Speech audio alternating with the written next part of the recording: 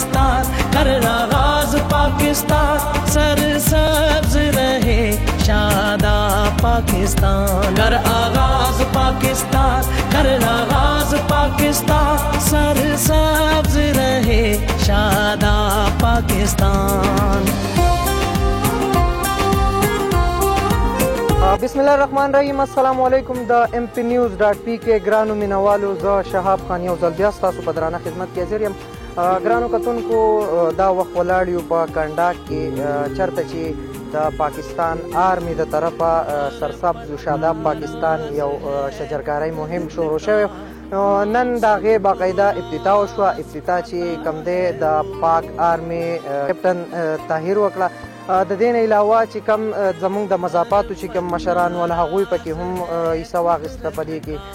د دې نه علاوه زموږ چې کوم د DRC چیرمن دی جناب صدیق علي خان لال، دا هغوی پکې هم خپله حصه واخیسته او ډېر په ښه طریقه دا نننی ایونټ چې دی ارګنایز شوی. نو کوشش به کوو چې چا دا پروګرام ارګنایز کړی د هغوی سره خبرې اترې وکړو او چا پکې حصه اخیستې د هغوی سره هم خبرې اترې وکړو. کرام، مشران علاقہ اور میرے عزیز بچوں، السلام علیکم۔ جیسا کہ آپ سب کو معلوم ہے کہ آج کی اس تقریب کا مقصد ہم تمام لوگوں میں شجرکاری کی اہمیت کو اجاگر کرنا ہے۔ یہاں پہ ہم نے تمام لوگوں کو بلایا ہے، جس میں بچے، علاقے کے بڑے، اساتذہ کرام اور پاک فوج بھی شامل ہے۔ تمام بھائیوں کا یہاں پہ اکٹھے ہونے کا یہی مقصد ہے کہ شجرکاری کی اس مہم کو ہم ساتھ مل جل کر آگے بڑھائیں۔ آپ سب کو معلوم ہے کہ یہ شجرکاری کی مہم کافی عرصے سے چل رہی ہے، پورے پاکستان میں شروع کی گئی ہے یہ مہم، اس کے ساتھ ساتھ پاک فوج میں بھی یہ مہم شروع کی گئی ہے۔ پاک فوج کا یہاں پہ رہنے کا مقصد امن و امان قائم کرنا ہے، اس کے ساتھ ساتھ علاقے کی فلاح و بہبود بھی ہماری ذمہ داری ہے۔ اس ذمہ داری کا احساس کرتے ہوئے ہم لوگوں نے یہاں پہ آپ کے علاقے میں شجرکاری کی مہم کا آغاز کیا، لیکن اہم بات یہ ہے کہ یہ مہم درخت لگانے میں، پودے لگانے پہ ختم نہیں ہو جاتی۔ درخت لگانا، پودا لگانا اس مہم کی شروعات ہے۔ آج جو ہم درخت لگائیں گے، ہمارے آنے والی نسلوں کے کام تب ہی آئیں گے جب ہم لوگ سب ان کا مل کر خیال رکھیں گے۔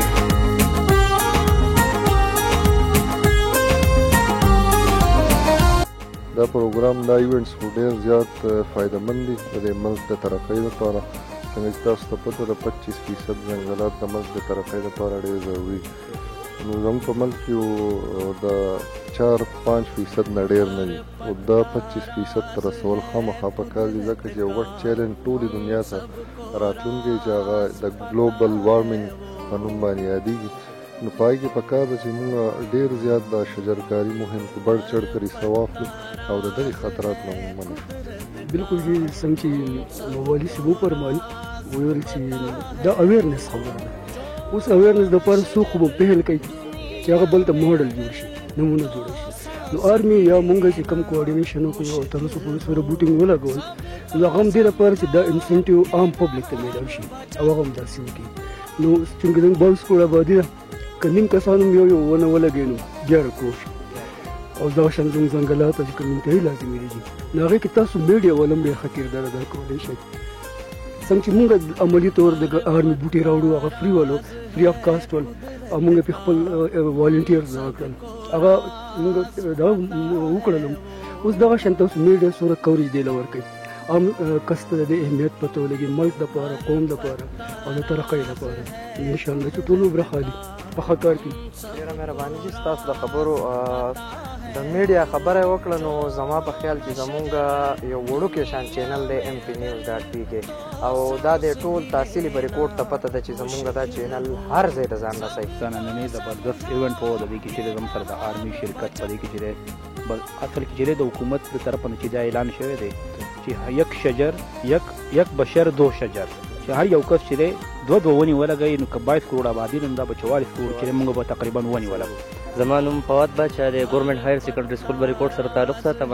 نن چې دا پروګرام ارن شو په دې کې ما به تور سټیج سیکرټري پرفارمنس ورکو او دا ډېر ښه اقدام دی چې داسې اقدامونه کېږي ځکه چې زموږ په ملک کې جنګلات ډېر کم دي او که جنګلات سیوا شول نو ملک نه به دا ګرمي هم لرې شي بل د دې سره به ډېر په انوایرمنټ کې هم ښه چینج راشي او خلکو ته به دې فایده هم ورسي د دې نه علاوه زه آرمي ته هم سلایټیشن پیش کوم چې هغوی داسې د پروګرام ارینج کړو بوټي دغه کړو دغه شان زموږ سټوډنټانو له زموږ مشرانو له ټول له پکار دی چې دغه شان بوټي ولګوي او زموږ پاکستان کلین اینډ ګرین کړي ډېره فایده به یې د دې سره څنګه یو ونې 4 کسو ته اکسیجن ورکوي چې ټول سټوډنټس د بریکوټ ټول سکولونه والا پکې سوالي نو ډېره به ښایي د هغې د لاسه به اکسیجن پیدا کېږي کم آرمي چې راغلي و نن هغو موږ د بوټو په باره کې خبره وکړه نو دا بوټي چې دي دا زموږ د انسان په ماحول کې ډېر غټ اهمیت ساتي بله دا چې بارانونه موسم خوشګواري او ډېر شی خلک د